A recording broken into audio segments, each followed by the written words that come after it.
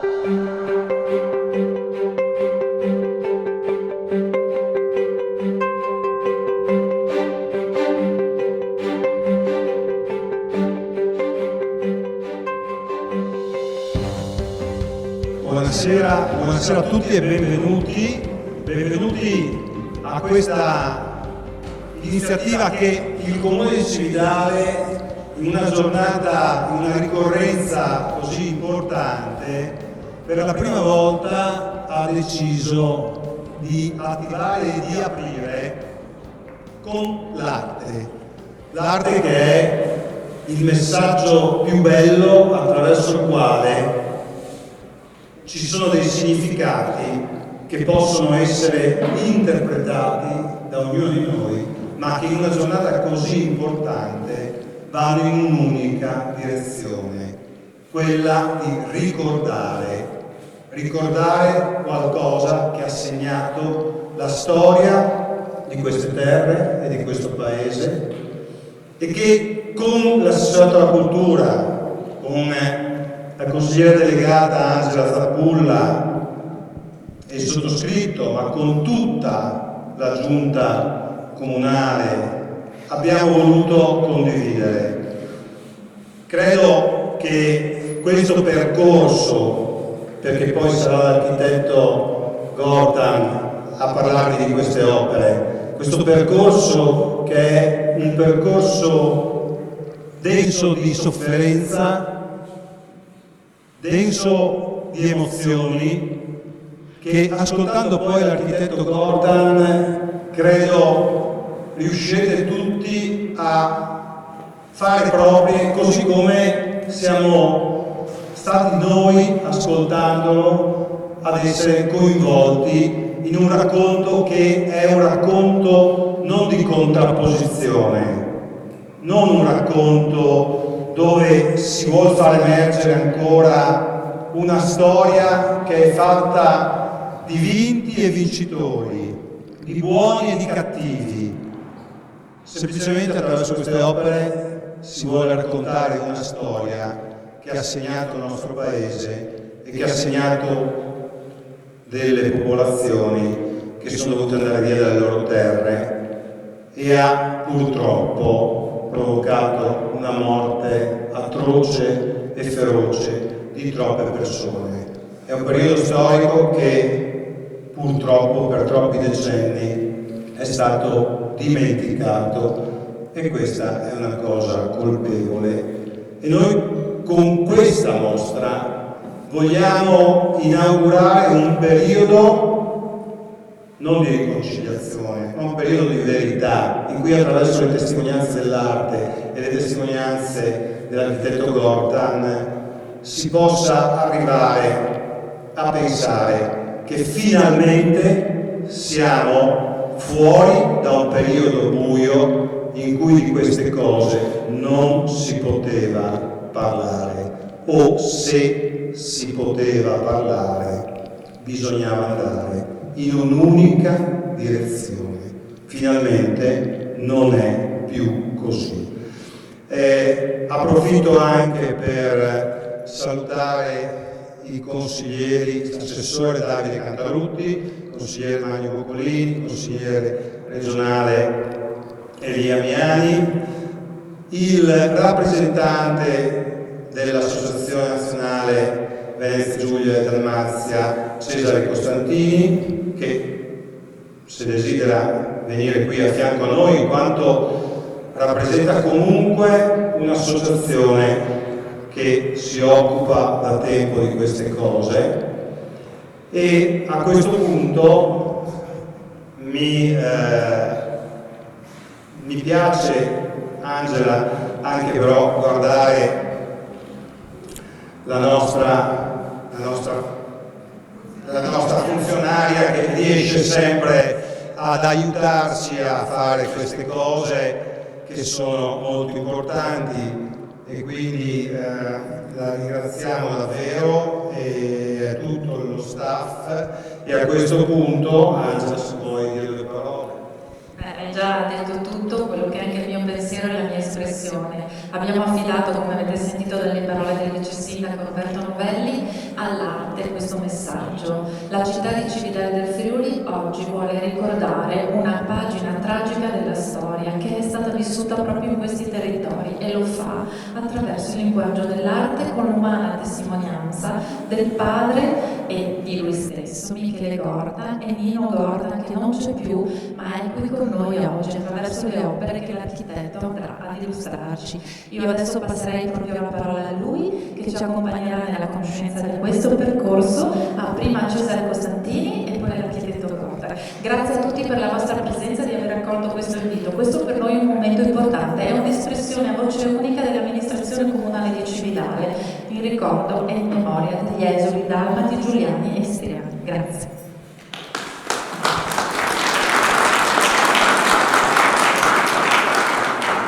Buonasera a tutti, ringrazio l'amministrazione comunale e porto saluto dalla Presidente dell'Associazione Nazionale di Venezia Giulia Dalmazia e del Comitato di Udine, Bruna Zaccolini. Vi ringrazio per l'invito e ringrazio per la sensibilità. Roberto, senza titoli ne hai acquisiti per me più di uno davanti al nome, per cui ti ringrazio per la sensibilità anche per gli incontri avuti negli ultimi anni. Saluto tutte le autorità presenti, i consigli comunali, gli assessori, i consigli regionali. Una parola, mi permetto, anche perché stamattina presente a Prevariacco, una parola a chi veste in divisa maresciallo per tutti i suoi predecessori che sono stati infoibati e hanno perso la vita durante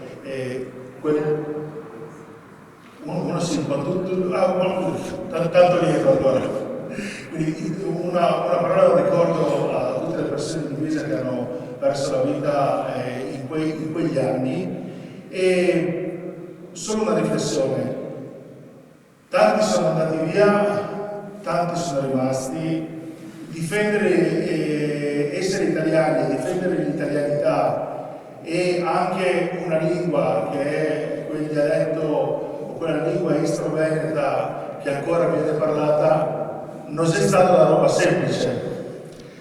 Per cui essere andati via chi in Australia, chi in Sud America, chi in giro per l'Europa con il Genova piuttosto che con altre navi, o aver fatto campi profughi, chi ne ha fatti tanti, abbiamo anche qualche civilalese che ha fatto parecchi campi profughi prima di potersi reinserire nella vita normale, e tutti i nostri anche che sono rimasti là nelle comunità italiane a difendere, a portare avanti la testimonianza di quella che era l'Italia, di una cultura, di una lingua, di tutto quello che ci appartiene, non è stato facile.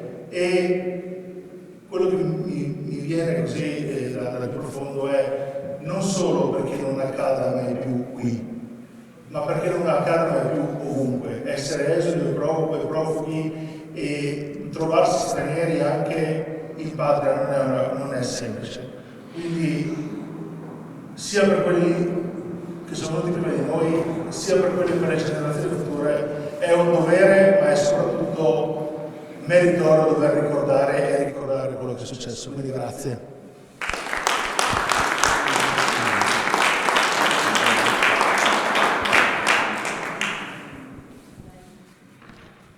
Buonasera a tutti, vi ringrazio tutti quanti. A parte la richiesta dell'amministrazione c'era un discorso anche personale. Il papà e i nonni ci sono sempre raccomandati una cosa: tu la stai acquisendo perché noi te la raccontiamo, però la terza e la quarta generazione, non avendo una testimonianza diretta, potrebbe ricadere nell'errore. La guerra è una brutta bestia e purtroppo nell'ultimo anno è arrivata e tornata di nuovo in Europa, e quindi forse il caso c'è un dovere civico di portare quel ricordo che, anche se non è direttamente, perché per fortuna all'epoca non ero nato, quindi certe cose non le ho viste, però attraverso la testimonianza e la narrazione avuta in famiglia, e siamo stati invitati a portare avanti questo racconto attraverso l'espressione culturale, artistica, quel patrimonio immateriale che si sta dissolvendo. Nel 2018 qua a Cividale abbiamo cominciato siamo stati premiati dalla Comunità Europea, perché il 2018 era l'anno del patrimonio culturale europeo, dove l'Europa ha capito che stavamo perdendo, non noi in generale, stavamo perdendo quell'identità, quel patrimonio materiale che caratterizza ogni singolo individuo della Comunità Europea. Presentiamo gli attori. Allora, entrando c'è un percorso. All'interno della chiesa ci sono le opere di Nino e opere reinterpretate da me. Entrando praticamente, se prendete dalla chiesa, abbiamo a destra un autoritratto rivisitato di Nino Voltani, e questo è l'originale, lo trovate nella stanzetta in fondo del 63, dall'altra parte sono io, il mio autoritratto, dove entriamo e praticamente guardiamo la mostra e accompagniamo il visitatore. Entrando alla sinistra ci sono gli api, c'è lo zio paterno e il papà, il nonno. E perché è importante gli api? Quindi questa è una narrazione delle radici. Allora, Gortan e Gortana sono i cognomi che sono stati dati dal toponimo della Val di Gorto in Carnia, Luicis. Quindi tutti quanti coloro che portano questo nome vengono da quella vallata, ovunque essi siano adesso. Nel 1778 il primo tesauro scende dalla Carnia e va in Istria, si trasferisce in Istria, mette su famiglia eccetera, e è il capostipite della nostra famiglia in Istria nel 1778 circa, e a costruire mulini ad acqua, si narra. E quindi quando arriva la seconda guerra la nostra famiglia è inserita in quel, come viene detto, in quel mosaico di culture e di etnie che lo troviamo in Istria, ma lo troviamo anche a Trieste nella fine del XIX secolo, dove le etnie e di varie religioni e di vari dialetti e di lingue praticamente componevano questo mosaico interessantissimo e culturalmente ricco. Loro si stanziano a Pinguete d'Istria, in Croazia, nel cuore dell'Istria, Buzet attualmente. E da qui nel 1948 abbandonano l'Istria con quello che avevano addosso per rientrare in Italia, prima a Casiaco e poi a San Daniele del Friuli nel 1950. Questo per fare la traccia. Ho estrapolato una decina di righe da quello che scriveva nel 1990 il professor Guido Porro, pordenonese di adozione ma sempre istriano di Capodistria. Narrava sulle scritte di Gortan e di Nino: razza di artigiani, gente semplice, introversa e cocciuta, curiosa, inclinata a poche cose, ma cucita a queste con un filo di sangue. Il rosso nelle opere è quel filo di sangue. Il bianco e il nero sono i tratti della grafica, dove l'essenzialità deve essere pura. Con una caparbietà unica, a 1 millimetro dalla testardaggine e dalla mania. E come la roccia sa raccontare al geologo le sue stratificazioni e il processo che l'ha resa pietra, così tutti i lavori di Nino tradiscono la razza da cui discende e contengono qualcosa del padre e degli zii e degli antenati carnico-istriani andati a vivere a Pinguete. Carnici passati per l'Istria, si dice, per dimostrare quanto capabili, quanto tante volte rischiano di essere presi un carattere brutto, un carattere spigoloso, ma viene da questa discendenza. Proprio nel cuore delle terre perdute, circa nel 1778. Poteva mai venire dal miscuglio delle pietre quasi dolomitiche, dall'alta Carnia con quelle levigate carsiche di un altopiano nero di selve, di roveri, castagni carattere docile? Assolutamente no. Ma però non si confonda tale saltezza di intenti e tale lucidità solo superficiale con una durezza di cuore tutt'altro. Dopo i bambini e dopo qualche filosofo, soltanto all'artista è concesso di cogliere fino in fondo il senso del mondo e i dolori di ogni creatura. E poi ci rilasciamo ad affidare all'arte un messaggio e la creazione di un tavolo neutro per poter discutere di cose che se no sarebbero veramente troppo spigolose e troppo pesanti.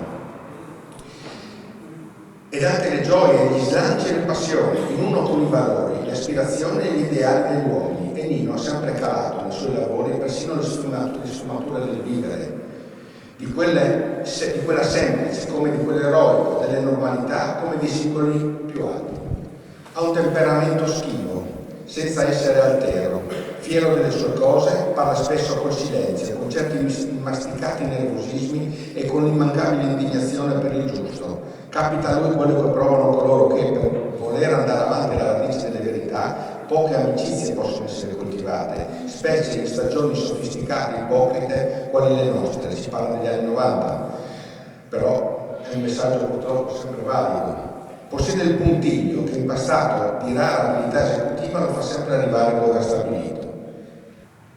Il professor Luciano Floramo, già sindaco di San Daniele, anch'esso esule istriano e amico intimo di papà, lo racconta. C'è l'affetto di un amico che ha condiviso in una vita ideali e tensioni morali, nell'amore alla città in cui vive e in ciò che l'arte e la poesia ci arricchiscono. Quel modo di presentarsi ad amici, agli stimatori e quanti amano l'arte nella semplicità schiva dell'amico Nino, un tenace costruttore di pace e un inquieto ricercatore di infinito. Il senso religioso della vita si integra con lo stupore che gode del bello ed è capace, esperienza di vita, spesa per l'arte e per l'uomo, o meglio, per la persona nei suoi tratti essenziali, nel suo mistero e nella sua segreta bellezza. Questo era dovuto perché per inquadrarvi chi era Nino Gortan. Nino Gortan era, a parte essere esule, era una persona che amava quello che faceva, era caparbio, ed è anche per narrare e per poter visitare una mostra dicendo attenzione, questa è fatta non per fare spigoli, per toglierli, per portare un messaggio, perché non mi è stato insegnato l'odio, non ci è stato insegnato il dire ma quello che ha fatto questo va, no, assolutamente. Non è mai stato fatto un accento chi è stato, chi ha fatto, no, sul discorso di cosa è successo, perché andava detto, ma però null'altro. Alla vostra destra, guardandomi, ci sono 8 dettagli, sono 8 dettagli, dettaglio 1, cioè numerati. Allora, questi 8 dettagli sono riprodotti fotograficamente, è la prima volta che escono, fanno parte di un'opera inedita, che io lo chiamo interno di Foiba, e la trovate subito qua alla vostra destra. L'originale è 1,50 m per 1,87 m circa. È rimasta praticamente, ha subito i vari traslochi, il terremoto e via di seguito, è rimasta praticamente di proprietà familiare. E narra praticamente questa visione all'interno della Foiba. Nell'ultima saletta in fondo, nell'intimità dove il visitatore si trova vis-à-vis, ci sono 6 opere originarie praticamente del periodo degli anni 60. Nel 64 c'è la prima mostra ufficiale, la prima personale gli viene concessa perché nel 64 vince la Biennale dell'arte sacra a Bologna con alcune opere che trovate all'interno della saletta. Nella saletta c'è il trittico di San Francesco. San Francesco parla agli uccelli, gli stigmate e la morte di San Francesco. È un omaggio al Santo Patrono d'Italia. E oltre a San Francesco c'è una prima foiba. La prima foiba che si trova nel 64, sempre in linolografia, da cui è tratta una visione superficiale. è da sopra, cioè la foiba, ci sappiamo, è una forra, è una buca naturale nel terreno dove avete visto nei documentari ci si appresta e si vede il buco ma non si vede il fondo. Là lui immagina anche cosa c'è sotto. Questa è la rivisitazione, la rielaborazione di quella foiba aggiunta e modificata con un discorso riprendendo i resti delle povere vittime sotto, perché è come una stratificazione, però ci sono gli occhi chiusi e gli occhi aperti di chi praticamente è ancora vivo e di chi è già morto. Questa è una rielaborazione di quella prima foiba, la visione dall'alto. Io vi invito praticamente a guardare il dettaglio e dopo guardare anche quelle opere vicine, sono stati martirizzati, non salgono da quella buca, ma io non riesco a trovare l'odio. È un messaggio veramente toccante. Io non posso lasciarvi sul bordo della foiba o all'interno della foiba. Dobbiamo uscire. Dietro questi pannelli, per chi ha visto prima, c'è l'autoritratto che vi dicevo, che viene datato 59 di Mino. In fianco c'è una maternità, non una natività, una maternità. Una maternità ne ha disegnate, ne ha pittorate, ne ha scolpite un'infinità. E la maternità rappresenta qua, secondo me, secondo praticamente il messaggio che alla fine dobbiamo uscire da quella porta portandocelo nel cuore, è la coraggiosa figura della donna che esce da quest'opera, ma non solamente da quest'opera, anche nell'insegnamento che ci è stato dato. La donna la donna ha il dono di generare una nuova vita. Quindi la maternità è un qualche cosa e dà il proseguio. Le opere di fronte che guardano sono mie e risalgono a una quindicina di anni fa. C'è un urlo straziante, ma un urlo straziante che non è portatore di odio, richiede un aiuto, richiede perché succede questo. E a fianco ci sono due fanciulli. I fanciulli sono presi, abbiamo giocato con i fanciulli. I fanciulli che sono timidi, non hanno ancora la parola, parlano con cosa? Con lo sguardo. Arriviamo per finire. Di fronte c'è l'Esodo, la narrazione dell'Esodo attraverso praticamente delle reinterpretazioni. C'è la maternità stilizzata, questa è opera mia, la maternità, la coppia che parte e l'anziano che si ferma, si mette le mani nei capelli. Cosa sta succedendo? È il dissolversi di questa folla verso praticamente una speranza, ma verso il nulla, perché si sta praticamente dissolvendo. L'ultima è l'invito e la speranza di togliere quelle bende ai fanciulli ma anche a noi stessi verso praticamente un futuro di pace che trova la promozione nel punto 16 dell'Agenda 2030, promuovere società pacifiche, inclusive, orientate allo sviluppo sostenibile, garantire a tutti l'accesso alla giustizia e costruire istituzioni efficaci, responsabili, inclusivi a tutti i livelli. Nell'ultima stanza va un ringraziamento agli amici del FAP che mi hanno accompagnato e hanno accettato la sfida di interpretare la maternità e la foiba a loro maniera, a corollario praticamente di questa mostra, di questa iniziativa. Per finire c'è l'ultima cosa.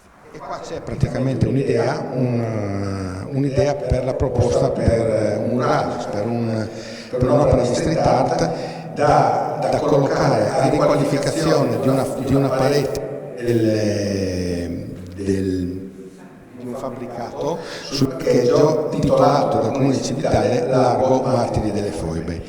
Qua sono le opere. No, prende solo C'è l'opera dell'Esodo, c'è la titolazione moderna, diciamo, cioè proprio che vada a richiamare Largo Martiri delle Foibe, e che è praticamente il sacrificio, il martirio, che genera la speranza, una nuova vita. È un omaggio al coraggio di quelle donne che hanno continuato a generare la vita, sebbene avessero vissuto, avessero visto, fossero dovuti partire, eccetera, hanno detto continuiamo. E quindi è un omaggio a...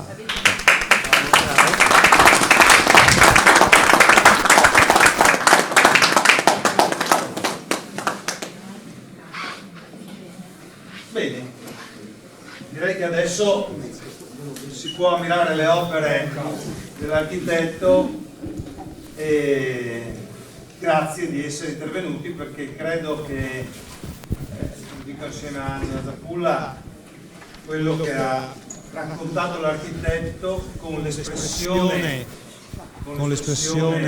della sua arte e quella del suo papà valga molto più di 1000 cose dette nel tempo e che non hanno lasciato una traccia, se non odio e rancore.